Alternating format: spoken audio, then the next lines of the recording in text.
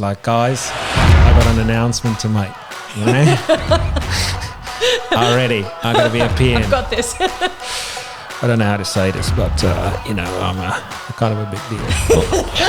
But hang on a minute, but you graduated in 2022, and in 2021 you worked at Rebel Sport. And I think a real good example of this is Prince Andrew. So Lauren, time for another serious question. I'm ready. We're going to go deep today. Okay. Oof. What's the most important thing in life? Wow, okay. Let's make it a little bit less serious. What's the most important thing in construction? Construction is life, isn't it? For some. For some, absolutely. That is a big question. Another big question. I can tell you what it's not. What is it not? It's not the grades you got in your degree at university. Certainly not.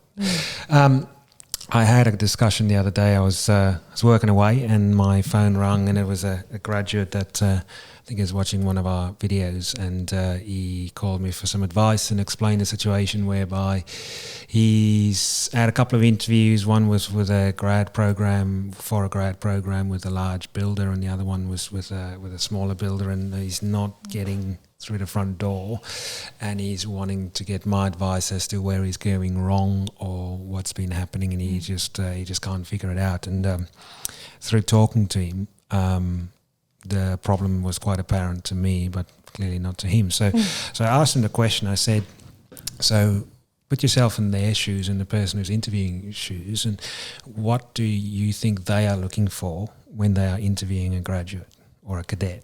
And he was stumped by the question in the sense that he never even really thought of it, and which was, surprising. And he said, probably my grades at uni. Oh, he didn't. He did. Okay. And also I know people look for experience, but I haven't got any experience. I was like, well, you're a cadet and you're going for graduate and cadet programs, so you're not going to have any experience. Yeah. So then therein lies the answer to the question. And I think if you ask, and we have been asking, if you ask any senior person in the industry or people that have walked the path, or even as just like 1 or 2 years in, you ask 10 directors what is the most important thing that you look for when you hire people, almost always they will say attitude. Attitude, over and over again. Well, attitude is everything. It's an old saying, but it's an old saying for a reason. So that's what I want to talk about today. But it's an easy throwaway term to just say, attitude's the most important thing, but what does it mean? So I want to sort of dig into it a little bit today, and specifically how does it relate to graduates and cadets that come into the industry or trying to get into the industry, and particularly those first few years in the industry. What are the attitudes that push you forward? And I for simplicity's sake, I think it's worthwhile sort of breaking it up. I always look at things in my head as a pyramid. What is the base? What is the most important foundation of anything?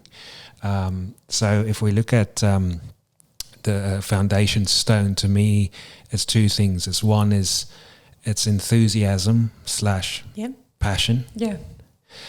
But then that enthusiasm and passion needs to be tempered with awareness of self, and an awareness of the environment that you're wanting to go into or that you find yourself in. True. Because if you don't have that awareness, then it's just sort of a blind passion or a blind enthusiasm that's sort of scattered, and it smacks to me of desperation sometimes.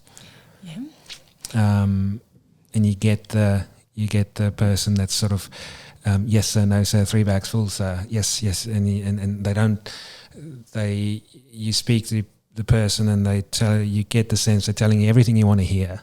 They're full of enthusiasm, but they're not listening to what you're saying. It's completely misguided, and that's often when I have to tell graduates or young people that are so like intense about it. It's like you just calm down. Yeah.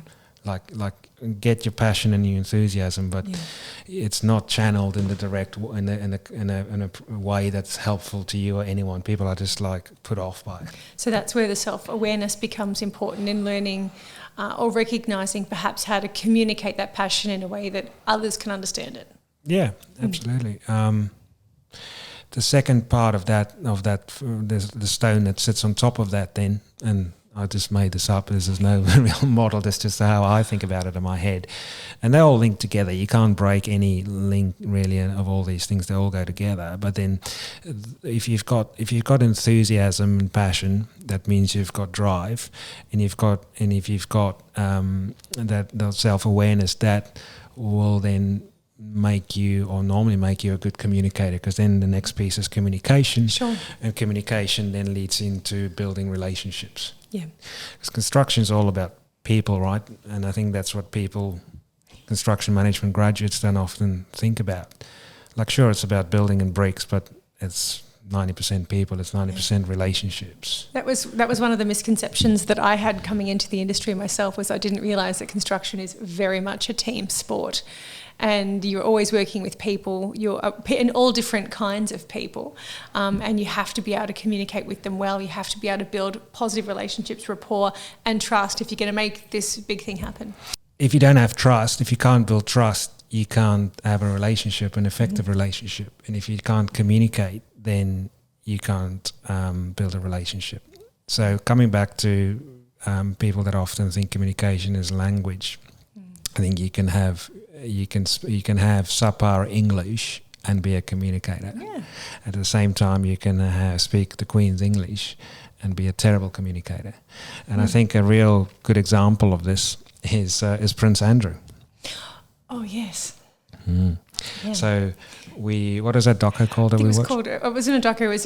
It's called Scoop. It's on Netflix, and it was like a reenactment of that very famous interview he did about his connection with Jeffrey Epstein. Like, I don't really follow any of this sort of stuff. I don't really pay attention to it. But when we watched that interview or that film, I went and watched the interview afterwards. Now, if there's anyone that speaks literally the Queen's English. Literally. It's a member of the royal family. And in that interview, they obviously lured him into saying things over a period of time that he probably shouldn't have said. But what struck me was he walked out of that interview and went, yeah, I think that went pretty well. Yeah. And everyone, the audience, the cameramen, the interviewers, everyone went, are you serious? It's the perfect example for this. I'm so glad you brought it up, because I guess he had some dot points of things he wanted to get out there that were, quite factual, like, I didn't know him for that long and we weren't that close, and all of these things, which he did communicate. But he did so with no trace of empathy. Yeah. And no trace of humility about this situation and these awful things that were happening to young girls there. And it just wasn't believable or relatable, and you couldn't trust him. You didn't trust his response. So that is a prime example that anyone can look at of someone who is very well spoken, but has got absolutely, he had zero awareness.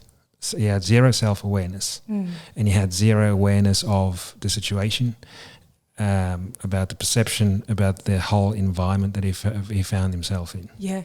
And it was astonishing that someone, I would imagine that he's a very, very, you would think he's an intelligent and very well-educated man and very well-spoken. Zero awareness. So that is why that awareness has to come with the enthusiasm and the passion. And if you've got those two things, then now you set up for having an attitude that can lead you to success. So then once we get past that communication, then we talk about building relationships. If you've got good communication skills and awareness, then that makes relationships. If you've got good intention, you probably need to have positive intentions too, right? Yeah, but if you've got good intentions, you've got that foundation stone of enthusiasm, passion, awareness, and you communicate well, then you will naturally just build stronger relationships on site. And so I think if we then talk, so that putting all those things together, that's attitude. Yeah. That's what people look for in attitude. Now that all those skills and things will develop over time. But I think you got to start somewhere. So what is this thing that people look for? And it's this it's the spark, I think. Like, I've had different clients and different people. Some people have used the words, used words like the X factor. We look for people with the X factor.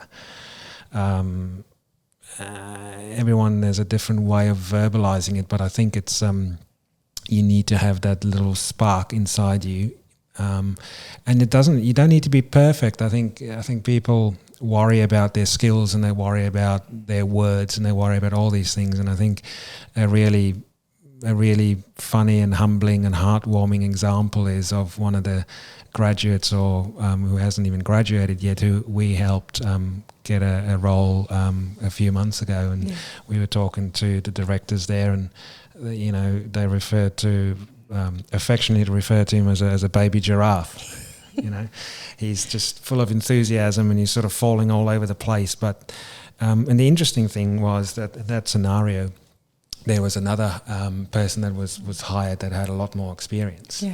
That didn't work. And I think you've had someone with no experience, sort of falling all over themselves a little bit, but had, I guess, the X factor. They had the awareness and the ability to take constructive feedback and continue to improve quite quickly, running rings around someone else that had more experience and everything else. So the contrast really showed it up then, that the attitude was so much better than the experience. And it's true, we should never really hire for technical skills, because you can teach anyone technical skills, but you can't teach someone that X factor, that attitude. And it was interesting, I was talking to a project coordinator this week, and I was asking him some questions about his entry to the industry and his expectations, and he was telling me that when he was finishing up at uni, he was so concerned that his technical knowledge wouldn't be right. He's sitting there, looking over his books, going for his interviews, saying, my technical knowledge, I need to make sure that it's there. And when he got into the industry and he got onto a work site for the first time, he realised that was not at all what they needed or wanted from him. He said, no, my PM had all the technical skills, the experienced project coordinator, the senior project coordinator, knew all of those things. What they needed me to be was to have a good attitude and be ready to learn. Yeah, that's such a misconception of people that get all wound up about interviews as well when they first go into. I think because when people are at university, they're in this sort of world of academia where there's exams and tests, where you have to learn a whole lot of theory and be able to regurgitate it back on an exam paper or put it into some sort of project, theoretical project. And then there's this fear that if you go to an interview, they're going to quiz you on your construction knowledge that you learned at university. And there might be builders out there that do it, but if they do, I've certainly never heard of it. Like, no one, and all the time I've been doing it, I've been doing recruitment for almost 20 years and working in this space for best part of 10. I don't think I've ever had anyone ask me about how well they've done at university, or ask for their grades, or ask for their papers to be sent through. Never. It just doesn't. I don't think it's not that it's unimportant, the university degree. I think. I think it's valuable for young people to appropriately and contextually place the appropriate amount of value on the university degree. Yep. The learning starts really when you finish your degree. It doesn't stop.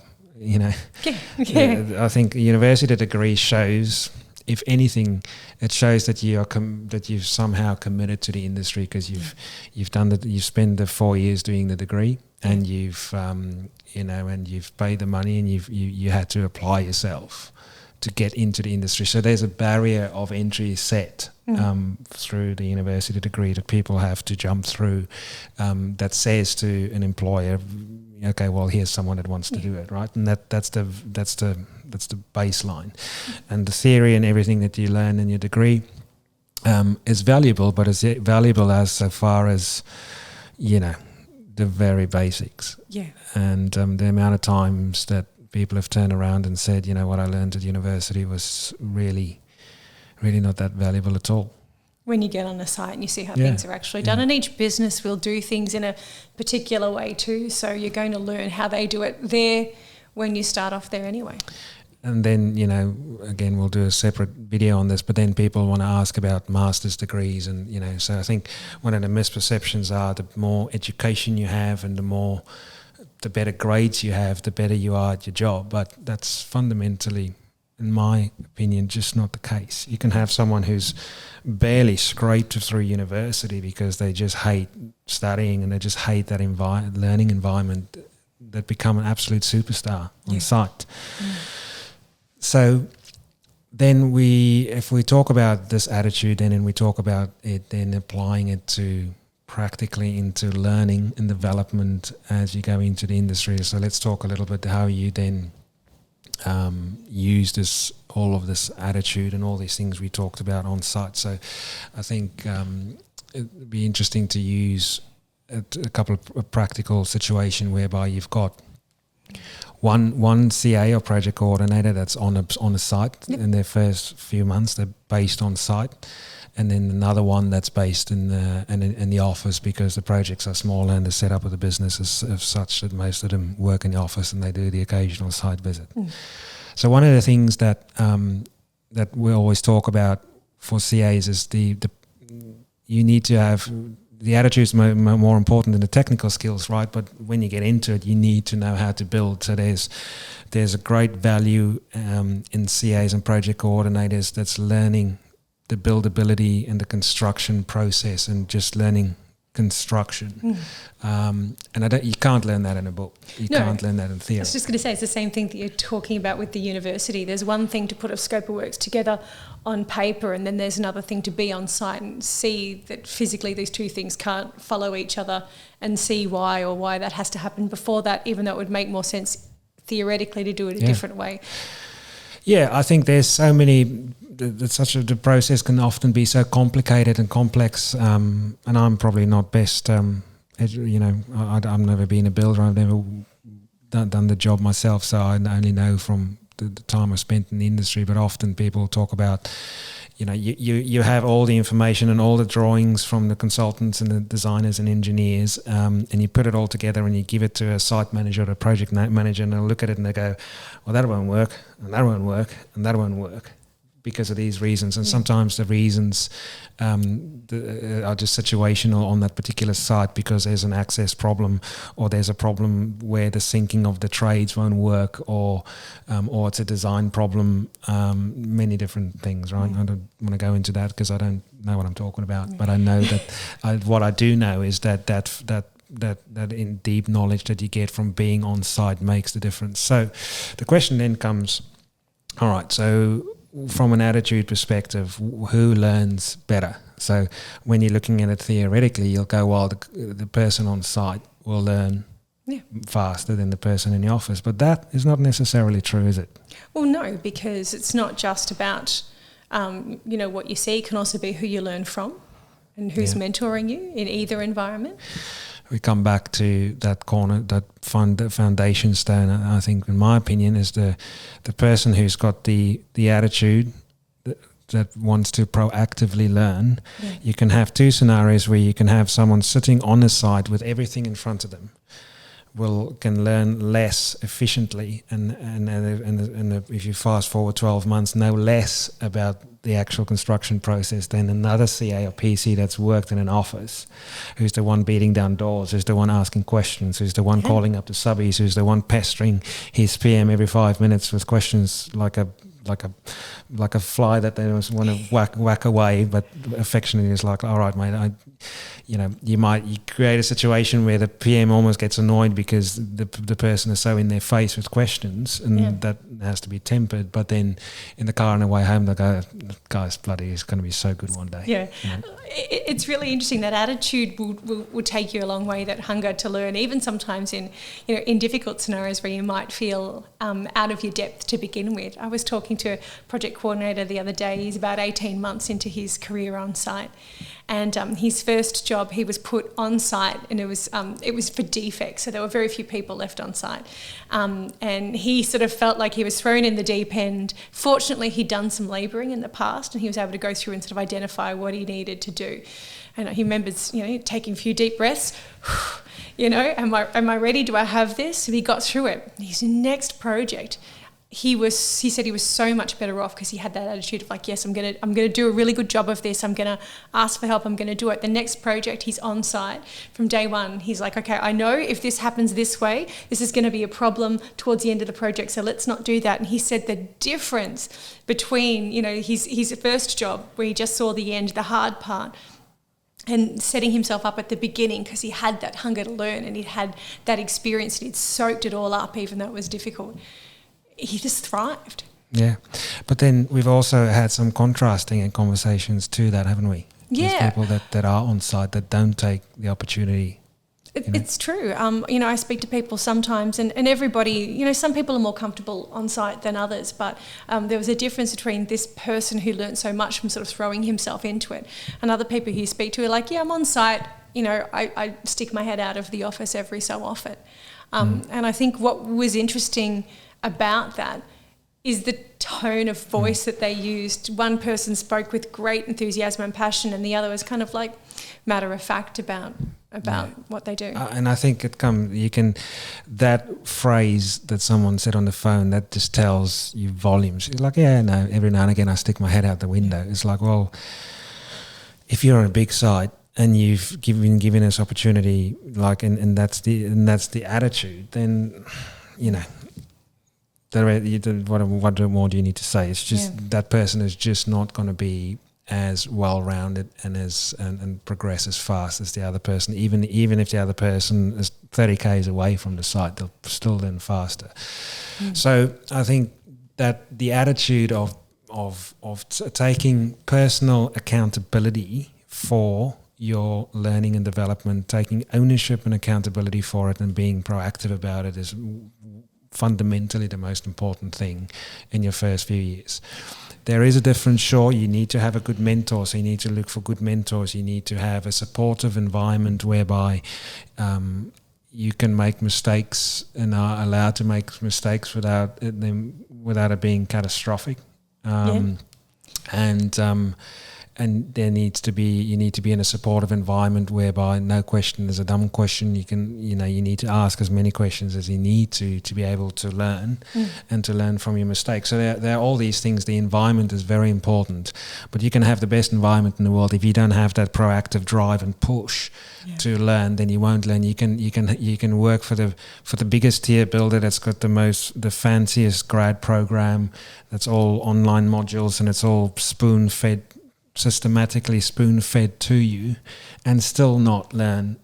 In fact, our personal opinion, I think there's better ways to learn than that, because if you don't have the attitude, you can work in a small little builder where it's just you and a director or you and a project manager, and if you've got the right attitude, you'll still look faster. So it comes down to taking that proactive approach, and if the PM's busy or whoever is your mentor is busy, and you kind of somehow run out of things to do, which probably can never happen on a construction site. But if someone's said to you, look, here's a task, go do it, and then you finished it, and then now all of a sudden this person is gone, they're busy, and you're like, well, I'll just wait for the next thing. It's like, well, you need to go and somehow beat down a door, ask a question, and get into it.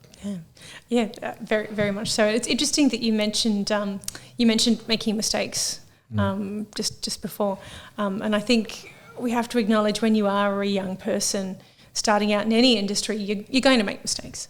It's going to happen, but part of that positive attitude actually makes making a mistake better.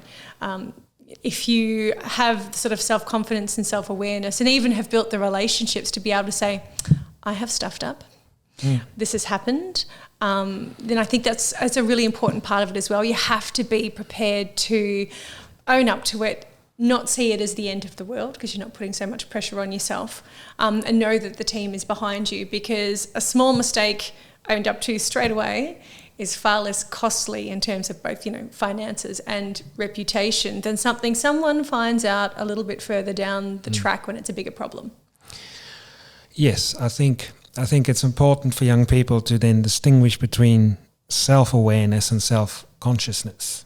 I think it's a fine line if you're not naturally confident or to tread, because on the one end you can be so anxious and self-confident, self-conscious and doubt yourself all the time, and that just stifles your learning. Yeah.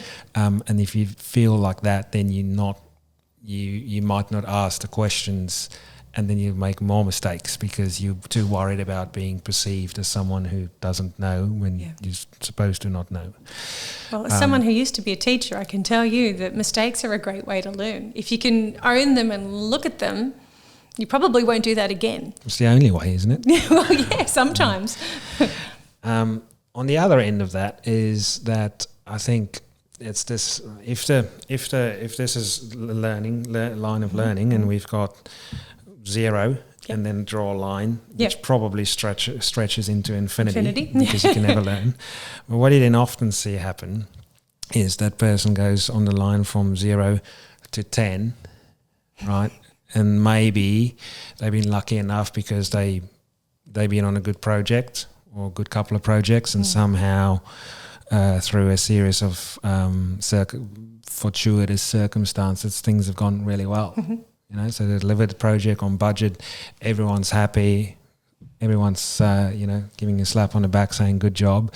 And then there's maybe a lack of self-awareness that it was never there or has sort of disappeared. And then it's like, guys, I got an announcement to make, Already, I got to be a PM. I've got this. It's like that. What's that? Is it Ron Burgundy, and was it Anchorman, where he's like... I don't know how to say this, but I'm a kind of a big deal. I got, as you say, I've got a oak room smelling of rich mahogany and cigars.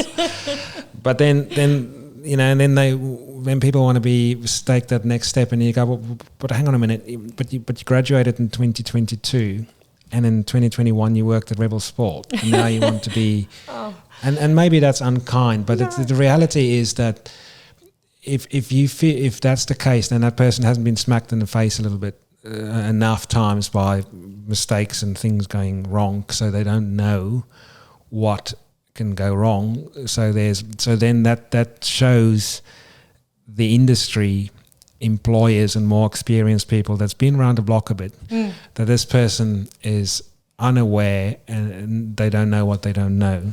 And there's a false sense of confidence. Yeah, and look, it may be natural to a certain degree. I mean, there's a lot of research out there that sort of says in that spectrum of what you're talking about, knowing nothing and knowing that you know nothing can be really good because you soak it all up. If you become mildly competent at something, you tend to overestimate how competent you are at it, and you tend to see this small level of competence and experience that you have as something greater than it actually is, and that's where things can go wrong too. There's a lot to be said about the construction industry, and people want to paint the industry broadly. Some people paint it with a very negative brush, and each to their own. But I think the industry is not an individual person. The industry is the industry. It's a collection of many different things, and I think the smart people, they treat the industry in the same way that. A skipper or a sailor or the captain of a ship will treat the ocean. Okay. Like, you have to have respect for it, you have to have awareness of it, and you have to know that it can turn against you at any time. Things can go badly wrong at any time. It doesn't matter how much experience you have, how good you think you are. You don't screw around with the ocean, because if you do, it'll bite you. So I think there are people out there. If you own a sailing boat and you've had a couple of good trips and fair weather, and you go, I'm pretty good now, I can just go and sail around the world. Let's go to Antarctica. You're going to get bitten because you haven't yet. There'll be an old man with a white beard that will tell you some stories, and he'll be like looking at you going, mate, you got no idea what you're talking about. So I think sometimes the young people. And that's not necessarily a bad thing. I think that's sort of confidence in a tempered way can be a good thing, because it does, it gives you drive and it drives you forward. But if it's not tempered by that awareness, you're going to get smacked in the face and you're going to go backwards. Sadly true. So then the question comes, can you, when it's all said and done and we talked about all of this attitude, if you haven't got it, can you manufacture it? No, I don't think so. I think you're either passionate about something or you're not. Some people can learn how to express it better, and that's a difference. Like some people feel things strongly but are very quietly spoken, not very demonstrative, and they can learn perhaps to help others understand where they're coming from in their own quiet way. But I don't think you can manufacture what's not there.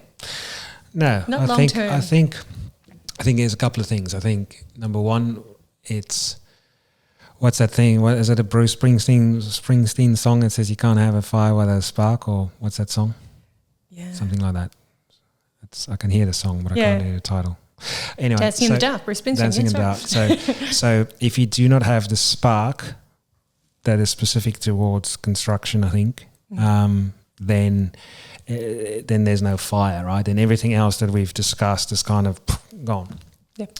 I think you can have a little spark, and then you can build that into a fire. Yeah. So if you've got that little something about you, then that could be developed and brought out, and you can make it into something really powerful. So I think everyone has got something in them somewhere, but if it's not specific to this industry, then you're not gonna make it.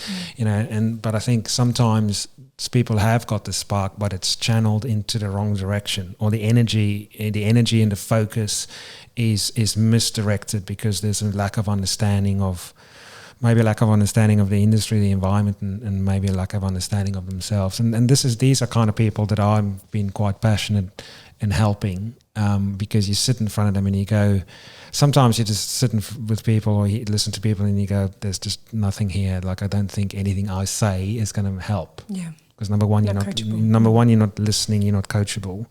Or number two, you are just looking for the outcome. You don't really care about the process of getting there. You just want a job, or you just want a pay increase, or whatever it might be. But if someone's got that, it's like, what is that thing we say, energy can't be created or destroyed, but it can just be transformed or redirected. So I think if someone's got something, but they really, really want to get into the industry, but they're worried about the university grades, or they're worried about the wrong things, then you can shine a light on it and go, well, no, but here's actually what's really important. And normally that happens naturally when someone sets foot in a building site, right? Because they go in with a certain set of expectations, and then they start on Monday, and by Friday, like, everything that they thought they knew was gone, and then they've put on a whole new set of glasses, and they go, oh, okay, well, this is what it's really like. But then you need to have that flexibility and awareness to then take that on and make the best out of it, and have that focus and drive to proactively learn. If you're hungry to learn, even information that didn't match the old information that you had is good. And there are very few things in life that become less interesting as you learn more about them. And so even, like you said, that small flame can be nourished and become a bigger flame by nurturing your passion and getting on site and, taking the steps to learn a little bit more, even if you are feeling a bit taken aback by it all. Yeah. So what's the most important thing in life and in construction? Your attitude. Attitude is everything.